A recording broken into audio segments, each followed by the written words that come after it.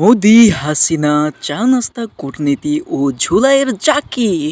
আসসালামু আলাইকুম viewers, dream news আজকের এপিসোডে আপনাদের স্বাগতম।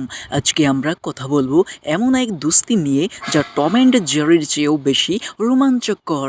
এক পাশে দিল্লির মাস্টারজি মোদিজি আর অন্য পাশে আমাদের সাবেক লাডি ডনাপা। ছবিতে দেখেন মোদিজি এমনভাবে আঙুল দেখাচ্ছেন যেন বলেছেন, শুনেন আপা, জুলাই মাস কিন্তু গরমের মাস, একটু সাবধানে থাইকেন।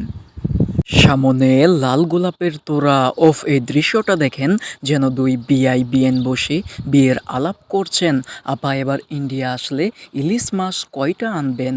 ইলিশের কথা বাদ দেন মোদি ভাই, দেশে তো জুলাইয়ের যোদ্ধারা আমারে জাকি দেওয়া শুরু করেছে।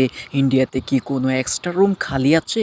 এই যে দেখেন টাটা বাই বাই সেশন। আপা হাসছেন ঠিকই, কিন্তু মোদিজির হাই দেওয়া দেখে মনে হচ্ছে উনি মনে মনে বলছেন, টাটকা দিয়ে দেন আপা, টাটা দিয়ে দেন আপা। এইবার মনে হয় সত্যি রওনা দিতে হবে। জুলাইয়ের যোদ্ধারা যখন ঢাকা কাঁপাইল, তখন মোদিজি মনে হয় গুগল ম্যাপে আপার জন্য নতুন একটা সেফ হাউস খুঁজছিলেন। হাসো আপা হাসো, কারণ জুলাইয়ের পর তো আর ঘনভবনে বসে এমন দাঁত বের করে হাসার সুযোগ হবে না। ইন্ডিয়ান ডালপুরি আর বাংলাদেশের ইলিশের যে প্রেম আমরা গত 15 বছর দেখলাম, সেটা তো এখন ইতিহাস।